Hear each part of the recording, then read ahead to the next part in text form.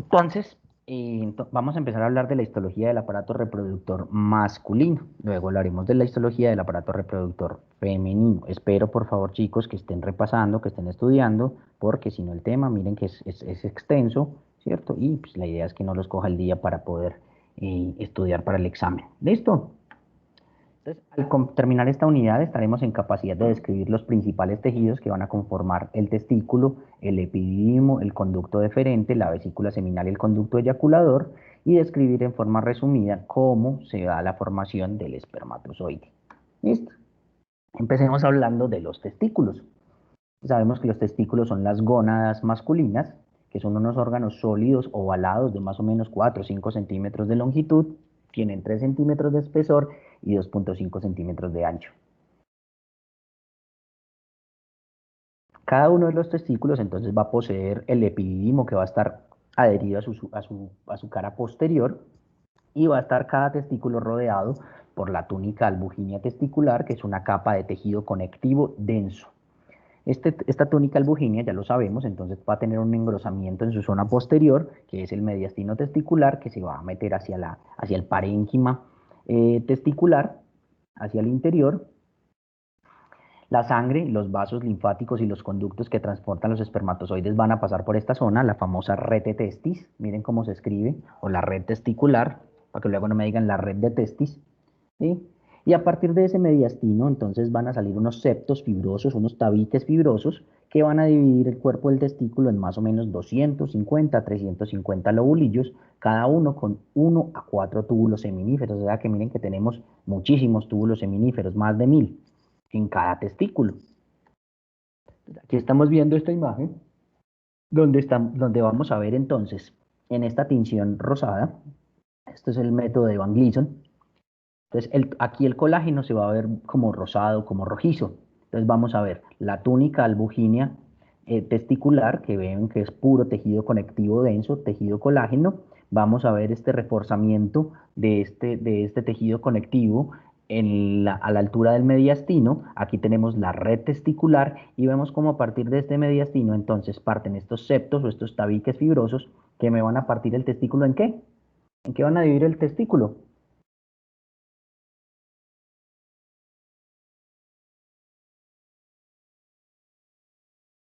Lobulillos. En lobulillos testiculares, muy bien. Y dentro de esos testículos, dentro de esos lobulillos testiculares vamos a encontrar ¿qué?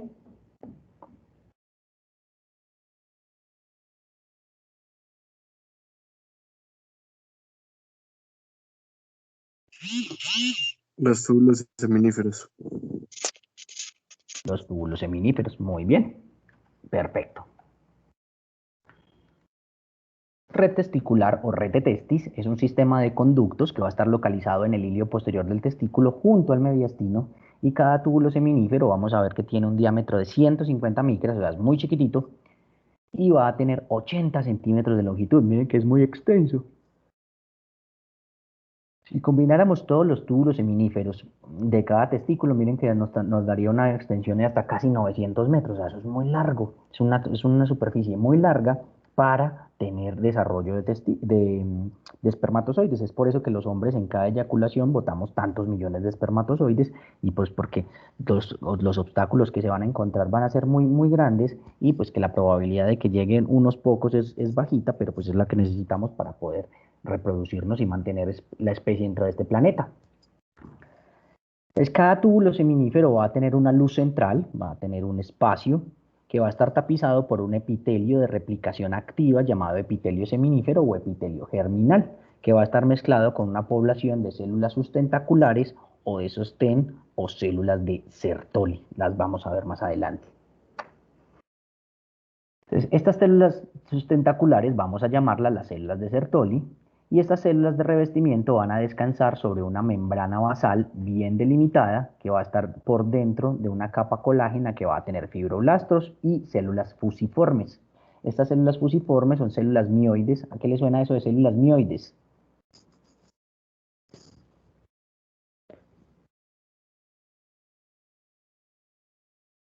¿Qué será una célula mioide? A músculo. Que se parece al músculo sin ser una célula muscular, pero que tienen función contráctil. y entonces que van a tener justamente estos filamentos intermedios y desmina como las células musculares lisas, que les va a permitir justamente esa contractibilidad. En algunos animales, entonces, estas células mioides se contraen de forma rítmica, probablemente empujando los espermatozoides inmóviles hasta la red de testis, porque acuérdense que los espermatozoides no adquieren su movilidad hasta que atraviesan el epidídimo, o sea, cuando salen del testículo y atraviesan los conductillos eferentes, esos espermatozoides aún no tienen movilidad, solamente la van a adquirir después de hacer ese paso por el epidídimo. Y en el testículo humano, esas células mioides forman una capa menos nítida, no es circular del todo, pero pues cumple la misma función, empujar a esos espermatozoides. Entonces, esa pared externa del túbulo seminífero va a tener una lámina basal, una capa colágena y una capa de células mioides. A este conjunto de esas tres cosas lo vamos a llamar túnica propia del túbulo seminífero. Entonces recordemos, ¿qué es la túnica propia? Entonces es una lámina basal, una capa de tejido colágeno y una capa de células mioides. En conjunto eso es la túnica propia. Y entre cada túbulo seminífero, entre los espacios que se quedan entre los túbulos de seminíferos adyacentes, vamos a encontrar vasos sanguíneos y vamos a encontrar unas agrupaciones, unas aglomeraciones de células intersticiales productoras de andrógenos llamadas células de Leydig. Entonces, solo con las células de Leydig y con las células de Sertoli vamos a permitir el uso de epónimos, ¿sí? Porque si no fuéramos a permitirlo, entonces tendríamos que hablar de las células intersticiales y cómo llamaríamos a las células de Sertoli.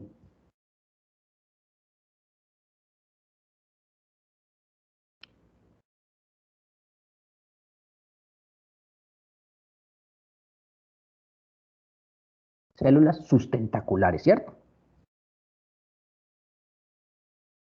Bien, continuemos. Entonces miren acá, aquí estamos viendo en esta fotografía, vamos a ver múltiples túbulos seminíferos donde vemos esa lámina propia gruesa, y vemos este epitelio germinativo donde estamos viendo espermatozoides en diferentes estadios del desarrollo. Esta es la luz del túbulo seminífero, este será otro túbulo seminífero y entre ellos quedan unos espacios que van a ser ocupados por las células intersticiales o células de Leydig. Muy bien. ¿Listo? Pues este epitelio germinativo que reviste esos túbulos seminíferos es el encargado de producir los gametos masculinos haploides. ¿Qué quiere decir eso de haploide?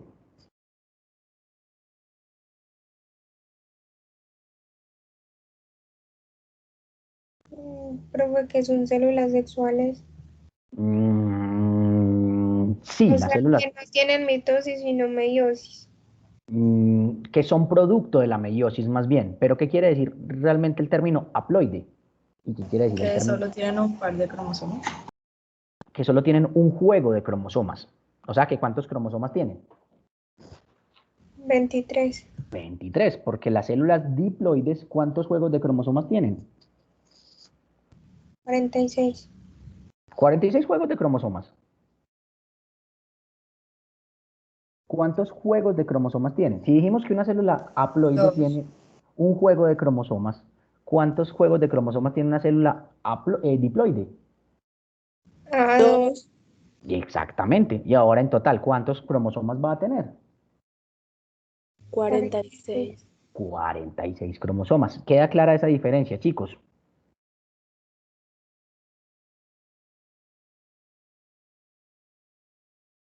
¿Sí queda Sí. claro? Sí, profe. Ok, muy bien.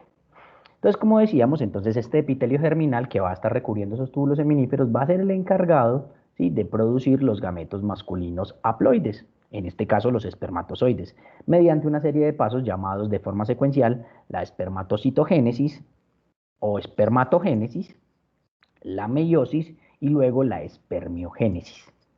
Que aunque realmente este proceso de la meiosis va a darse entre estos dos. Entonces, en general vamos a hablar de la espermatogénesis y la espermiogénesis. Esos serán los dos procesos grandes de los que vamos a hablar. Y la meiosis va a estar ahí intercalada entre los dos. Entonces, yo les hago una pregunta.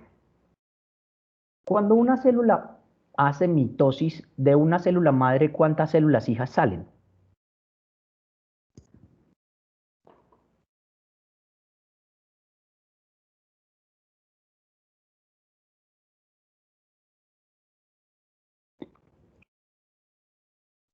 4, profe. ¿De una mitosis? 2. 2. De una mitosis, 2. Exactamente. ¿Qué características tienen esas células hijas en una mitosis? ¿Cuál es su carga cromosómica? Es igual a la que a su progenitora. O sea, son diploides, ¿cierto? Tienen 46 cromosomas.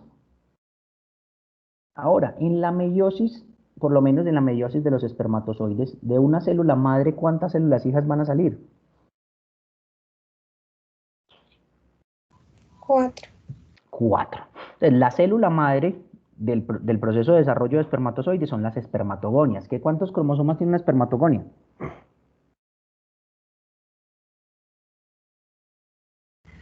46.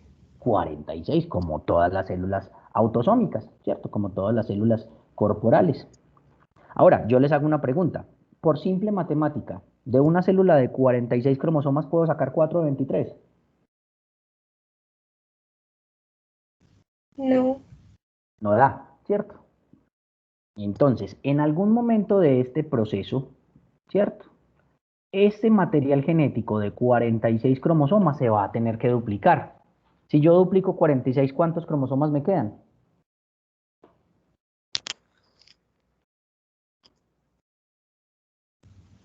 92. 92. ¿Será que de una célula de 92 cromosomas yo puedo sacar 4 de 23? Sí. Efectivamente, ahí da la cuenta. Entonces, justamente aquí es donde va a empezar el proceso de meiosis, cuando se duplica ese material genético. A esto es lo que vamos a llamar un espermatocito primario, ¿sí? Que va a tener 92 cromosomas, pero realmente no es que tenga 40, no, que es que tenga 4 juegos de cromosomas, no, es que tiene 2 juegos de cromosomas, pero duplicados, exactamente iguales, ¿sí? Y luego, entonces, se va a dar ese proceso de recombinación genética, y ahí es donde se van a organizar todos esos pedazos de ADN que pueden pasar de un lado al otro y del otro al uno, ¿sí? Ahora, yo les hago una pregunta, chicos. ¿Mis espermatozoides tienen mi mismo material genético?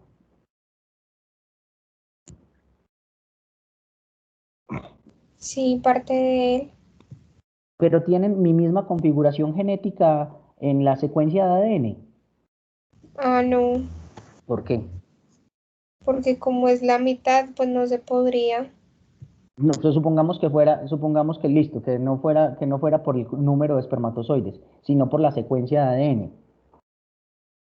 Mis espermatozoides tienen mi misma secuencia de material genético, igualita. No ¿Por qué sufren dices que no? recombinación. ¿Cómo? Sufren recombinación genética, ¿no? Efectivamente. Entonces, si somos estrictos, los espermatozoides son cuerpos extraños, ¿o no?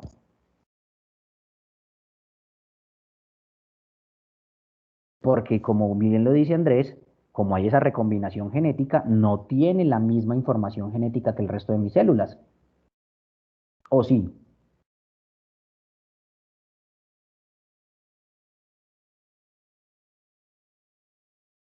¿Ustedes qué dicen, chicos? No. No. Ahora bien, entonces, ¿qué tiene que pasar para que... ¿Será que entonces los espermatozoides podrían despertar una respuesta inmune? Sí. Claro que sí, ¿cierto? Porque son cuerpos extraños. Entonces, eso implica que los testículos son un paraíso inmunológico, o más bien, los túbulos seminíferos son un paraíso inmunológico. Porque si se permitiera que llegara el sistema inmune de forma libre, reconocería esos espermatozoides como cuerpos extraños, ¿cierto? Como sustancias extrañas al cuerpo y podrían atacarlo. ¿Listo? Profe, entonces un trauma de testículo, digamos, abierta, es Ujú. muy difícil, digamos, de sanar por esta misma razón, ¿o qué? ¿Cómo así? No entiendo tu pregunta. Sí, o sea, digamos, como no va a haber sistema inmunológico que nos No, ayude a sí hay atacar una sistema infección. inmune, sí hay sistema inmune, claro que lo hay. Recuerden que ahorita hablábamos que en el intersticio hay vasos sanguíneos, hay vasos linfáticos y obviamente por ahí pasa sistema inmune. pero va a haber una restricción para el acceso de ese sistema inmune a los túbulos seminíferos.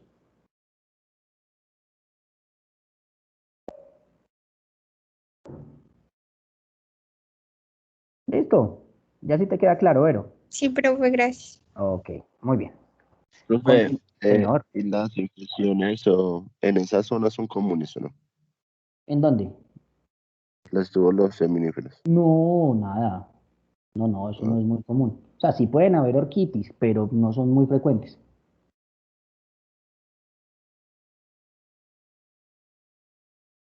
¿Listo? Luego lo haremos bien de cómo se da este proceso de la meiosis, no se preocupen. Luego lo aclararemos.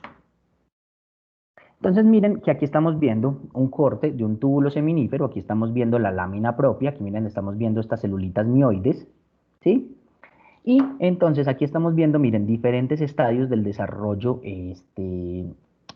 espermático. Entonces miren, aquí estamos viendo espermatogonias, aquí ya estamos viendo un espermatocito primario, y vean aquí, entonces ya vemos estos espermátides, lo que quiere decir que estas ya terminaron su proceso de división meiótica. Y por aquí no nos los alcanzan a mostrar, pero por aquí deberían haber ya espermatozoides, o sea, espermátides que ya entraron o ya terminaron su proceso de espermiogénesis. ¿Listo? Miren acá, entonces nuevamente vemos espermatocitos primarios, vemos espermátides y aquí estamos viendo entonces la formación de espermatozoides, cómo cambia esta forma de esta espermátide, que es una célula redonda, y se va a convertir en esta célula alargada con cilio, ¿sí? Con microtúbulo, etc., que me va a conformar pues ya un espermatozoide bien formado. Ahora, será un espermatozoide maduro. No, ¿Por qué no está maduro, Vero? pues primero no tiene la movilidad porque no hemos llegado al epididimo. Ujú, efectivamente, porque no hemos llegado al epididimo, entonces ese espermatozoide todavía no tiene su movilidad, pues no tiene la capacidad de desplazarse como lo haría otro espermatozoide normal. ¿Listo? Muy bien. Entonces vean que estas células, todas estas células germinativas, entre ellas hay espacios como vacíos. ¿Sí los ven? Esos espacios vacíos van a ser ocupados por las células de Sertoli. O sea, estas células de Sertoli van a ocupar todo ese espacio y son las que van a facilitar justamente crear ese paraíso inmunológico en los túbulos seminíferos. Ellas tienen unas uniones tan cercanas la una con la otra que no van a permitir el paso fácil de células del sistema inmune hacia el, el- el túbulo seminífero para proteger a esos gametos en formación. ¿Listo?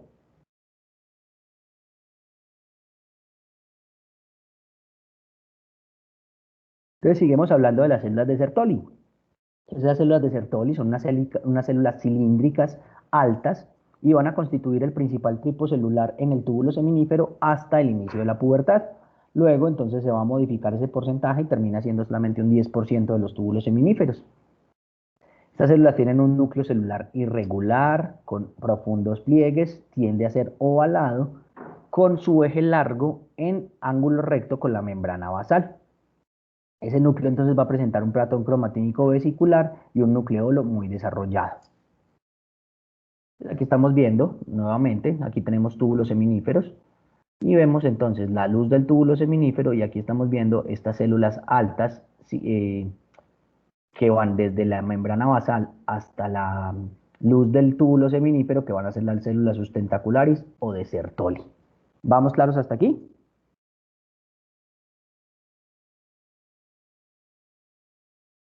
Sí, profe. Ok, muy bien. Entonces, en el testículo maduro, en el testículo de un humano ya adulto, pues o maduro sexualmente, esas células de Sertoli van a segregar una sustancia llamada la proteína ligadora de andrógenos, también llamada globulina fijadora de andrógenos, o ABP, que este ABP se va a unir a la testosterona y a la hidroxitestosterona, que van a estar producidas. ¿En dónde se producen la testosterona y hidroxitestosterona? Las células de Leydig. ¿Y de dónde están ubicadas?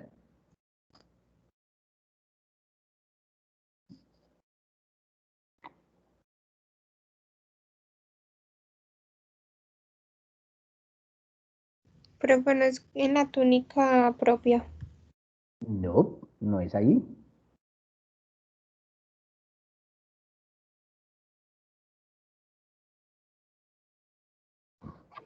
En los espacios entre Ah, los túbulos túbulos seminíferos. ¿Y seminíferos. cómo se llaman esos espacios entre los túbulos seminíferos? Espacio intersticial.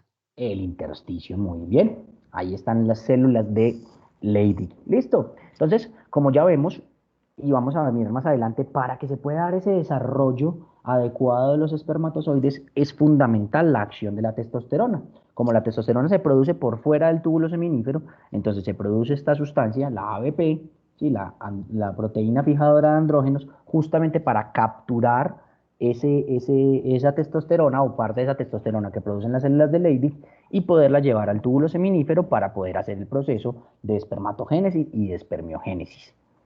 Obviamente, esta secreción de globulina fijadora va a depender de la adecuada secreción de hormona folículo estimulante de FSH por parte de la hipófisis y obviamente que hayan receptores de FSH en esas células de Sertoli.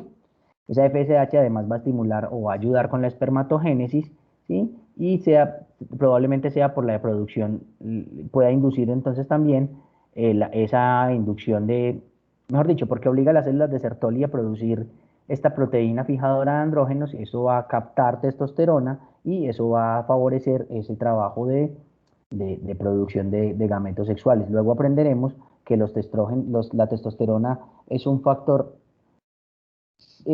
suficiente, es decir, con solo nosotros tener testosterona habría desarrollo de espermatozoides, pero no factor necesario. ¿Sí? En cambio, la FSH es un factor necesario, pero no suficiente. ¿Qué quiere decir eso? Que solo con FSH no logramos producir espermatozoides, en cambio, solo con testosterona sí se podría hacer. Y las células de Sertoli entonces van a segregar también la hormona inhibina. Esta hormona es la que se encarga de inhibir a nivel hipotalámico la secreción de FSH. Como de alguna manera el sistema diciendo, bueno, venga, déjeme trabajar, déjeme producir buenos espermatozoides y apenas acabe, entonces me manda más estímulo para yo seguir trabajando y seguir produciendo más espermatozoides. Entonces estas células de Sertoli van a tener un citoplasma eosinófilo, que es color rosado, con la tinción de hematoxilina eosina, y también es un citoplasma granuloso. Esas espermatogonias y los espermatocitos van a ocupar el compartimento basal, mientras que el resto de los espermatocitos primarios y los espermatocitos secundarios y las espermátides van a estar más hacia la luz del túbulo seminífero. Lo que yo les decía ahorita, entre menos evolucionado esté ese gameto, pues más cercano va a estar a la membrana basal y entre más evolucionado ya esté completo, pues entonces se va a ir localizando hacia la luz del túbulo y va a ir siendo transportado al resto de las estructuras del aparato reproductor masculino. Entonces, inicialmente se creía que estas células de Sertoli solamente tenían una función de sostén, ahora sabemos que son polifuncionales, que van a proveer nutrientes a esas células germinales en desarrollo, que van a transportar productos de desecho de la espermiogénesis, que es ese proceso de modificación de la estructura del de la espermátide, ¿sí? Y va a trasladar esos productos de desecho a la sangre y a la linfa del paciente. Y más o menos, esto ya lo sabemos, en la semana octava o novena del desarrollo embrionario va a secretar la hormona o la sustancia inhibitora mülleriana. ¿Qué sirve para qué, chicos? ¿Para qué sirve esa sustancia inhibitora mülleriana?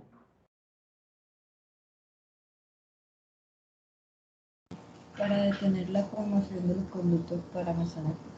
Exactamente, para detener el desarrollo de esos conductos paramesonéfricos o de Müller y que no se forme ¿qué? ¿Qué Los forman los conductos conductos? llegan ¿Cómo? ¿Qué produce, qué desarrolla los conductos? Trompas, útero y parte superior de la vagina. O sea, exactamente. Entonces, los conductos paramesonéfricos son los encargados de formar los genitales internos femeninos. Entonces, esta sustancia antimülleriana, o esta hormona antimülleriana más bien, es la que me va a bloquear el desarrollo de esas estructuras. ¿Estamos de acuerdo? ¿Estamos bien? Sí, profe. Ok, muy bien. Entonces vamos a hablar de ese intersticio testicular y las células de Leydig. Ese tejido intersticial que va a estar entre los túbulos seminíferos adyacentes es una red de tejido fibrocolágeno laxo que va a tener obviamente fibroblastos, va a tener tejido colágeno con algunos macrófagos y mastocitos, el que ahorita preguntaba que entonces que si en el testículo no hay sistema inmune, claro que sí lo hay, simplemente que ese sistema inmune no va a tener la capacidad de atravesar la túnica propia del túbulo seminífero y entonces ahí van a estar protegidos los espermatozoides. Entonces también obviamente vamos a encontrar vasos sanguíneos, vasos linfáticos y vamos a encontrar ahí en el intersticio a las células de Leydig o células intersticiales.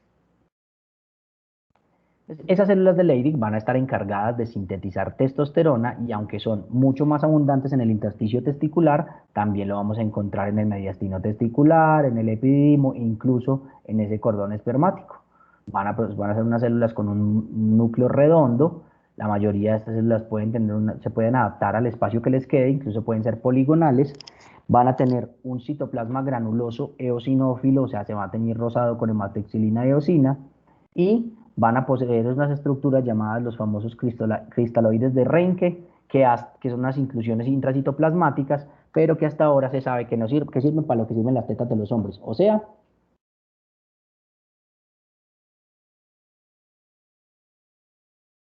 Para nada. exactamente, no sirven para absolutamente nada. Entonces miren aquí, ¿qué estoy señalando acá, chicos? ¿Qué será esto que estoy señalando aquí?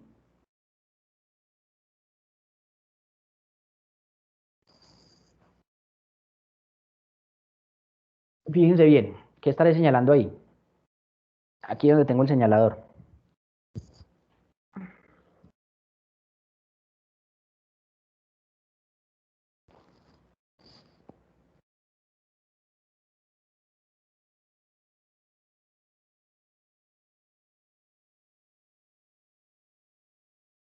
¿Un túbulo seminífero, profe? ¿Cómo? ¿Un túbulo seminífero? Sí, pero específicamente qué parte del túbulo seminífero. El intersticio. No, la compañera dijo que era el túbulo seminífero y estamos de acuerdo. Pero ¿qué parte del túbulo seminífero?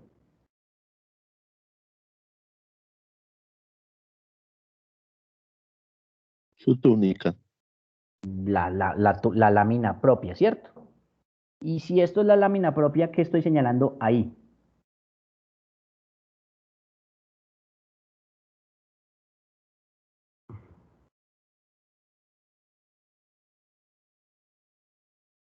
Su capa basal. Mm, no propiamente, estoy señalando algo específico dentro de la lámina propia.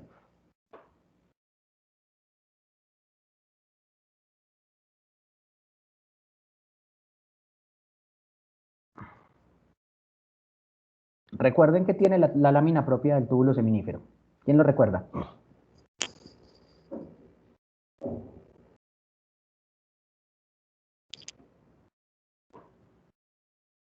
Tiene tres cosas. Profe, pues yo recuerdo que tiene la capa basal, la capa de colágeno. Ajá. ¿Y qué es lo que estoy señalando ahí?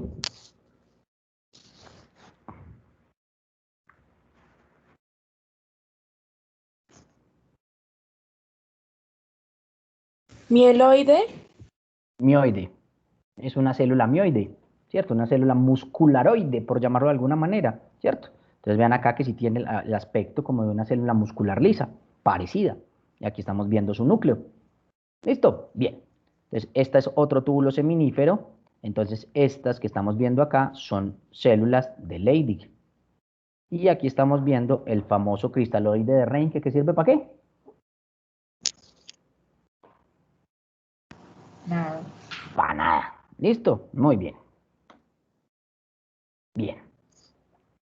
Entonces, hablemos de la red testicular o rete testis. Miren cómo se escribe. Entonces, la rete testis es un complejo entramado de canales que van a estar interconectados y que van a estar localizados ahí que va a estar localizado ahí en el mediastino testicular. Entonces, esos espermatozoides que se formaron en los túbulos seminíferos van a llegar a esas porciones terminales que van a estar recubiertas solamente por células de Sertoli y de ahí van a pasar a través de los túbulos rectos a la rete testis, que va a estar englobada o metida en un estroma fibroso, en un tejido conectivo denso, que se va a terminar o que se va a continuar con la túnica albuginea. Entonces, miren aquí, estamos viendo esta serie de canalículos, que son la rete testis, y aquí estamos viendo túbulos seminíferos. Entonces, tanto esos túbulos rectos como la red de testis van a estar cubiertos por un epitelio simple de células cúbicas o cilíndricas bajas que tienen microvellosidades en su superficie. Esos canales de la red testicular entonces se van a fusionar en aproximadamente una docena de conductillos eferentes. Estos conductillos eferentes van a salir del extremo superior del mediastino testicular, van a atravesar la túnica albuginea y finalmente van a terminar entrando en la cabeza del epidídimo. Ahí entonces van a converger o se van a convertir en un único conducto epididimario. Esos conductillos eferentes van a estar recubiertos por un epitelio mixto de unas células cilíndricas altas que tienen cilias y unas células cúbicas o cilíndricas bajas que tienen microvellosidades, no están ciliadas. Entonces no es lo mismo tener microvellosidades a tener cilias. Estas cilias entonces van a dirigirse hacia el epididimo, o sea, van a empujar hacia el epididimo y van a empujar, de esa manera a desplazar a los espermatozoides, mientras que las células no ciliadas van a empezar el proceso de absorción del líquido testicular, que va a ser el que va a servir pues, como de medio de transporte de esos espermatozoides, que aunque ya están maduros, todavía no han llegado al epididimo. Entonces, ¿qué no saben hacer todavía? Moverse. No se saben mover. Muy bien. Entonces miren, aquí estamos viendo el conductillo eferente. Entonces aquí vamos a ver ese epitelio mixto cúbico y cilíndrico con diferentes alturas. Miren que hay unos núcleos con diferentes alturas. Y vamos a ver entonces un anillo circular de fibras musculares lisas. Esto es el conductillo eferente. Si esto tiene fibras musculares lisas, ¿qué quiere decir? ¿Qué podemos concluir entonces? Movimientos involuntarios. O sea, ¿cómo se llama eso? Peristaltismo. Peristaltismo, muy bien. Entonces los conductillos eferentes tienen peristaltismo, muy bien. Y el epididimo, hablemos del epididimo, entonces ese conducto epididimario se va a formar por la fusión de los conductillos eferentes, ya sabemos que más o menos 12 a 14 conductillos eferentes. Ese epididimo va a ser un tubo contorneado que va a estar rodeado por un estroma vascular, laxo de fibroblastos, tiene colágeno y matriz de glucosaminoglicanos y va a estar envuelto en una cápsula fibrocolágena densa, formando un cuerpo que tiene una forma de coma, que va a tener una longitud más o menos de 5 centímetros, un ancho de 1 centímetro y que va a estar localizado en el polo posterior de cada testículo. Ese conducto epididimario va a estar revestido por un epitelio cilíndrico alto con múltiples microvellosidades atípicas porque son muy largas, pero son atípicas además porque son inmóviles o casi inmóviles, y a estas microvellosidades del epitelio del epididimo las vamos a llamar estereocilias, porque no tienen funciones como cilias, y va a tener 3 funciones fundamentales esas estereocilias del epididimo. Número 1, van a ser encargadas de hacer la reabsorción de ese líquido testicular en el cual venía los espermatozoides. Además van a encargarse de fagocitar y de digerir a los espermatozoides degenerados, o los espermatozoides que están mal formados, ¿sí? Y además se va a encargar de la secreción de glucoproteínas, ácido ciálico y glicerilfosforilcolina que van a estar encargadas de estimular o de desarrollar los espermatozoides. O sea, esto es lo que le va a enseñar a los espermatozoides a nadar. ¿Listo?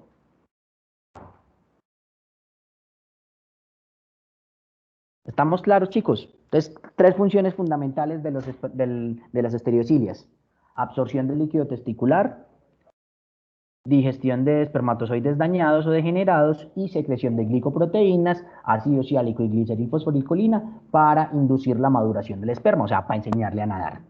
¿Vamos bien hasta ahí?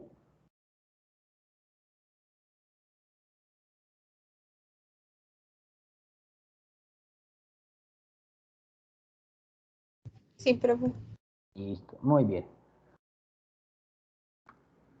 Entonces, todo ese conducto del epididimo va a estar rodeado por una vaina estrecha de músculo liso circular, similar a lo que pasa en los conductillos eferentes. ¿Eso qué implica entonces también?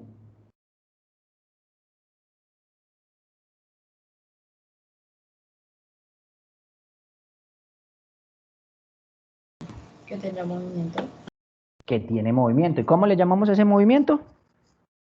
Peristaltismo. Peristaltismo, muy bien. Entonces, todas esas capas musculares se van a terminar engrosando en la cola del epididimo y luego terminarán convirtiéndose en las capas musculares que vamos a ver más adelante de el, ¿cómo se llama? Ay, fue pucha, espérate que se me acaba de ir el nombre. Del conducto deferente. ¿Listo? Entonces, miren aquí, chicos. ¿Qué será esto que estamos viendo aquí? ¿Qué será esto que estamos viendo aquí? Este es un corte del epididimo. ¿Qué será esto?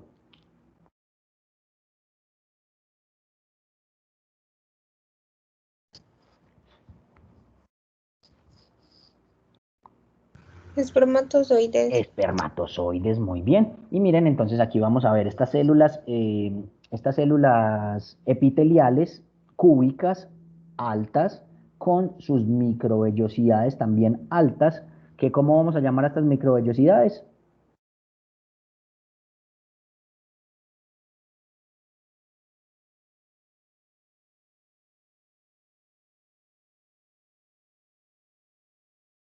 Chicos, ¿cómo vamos a llamar a estas microvellosidades del epididimo?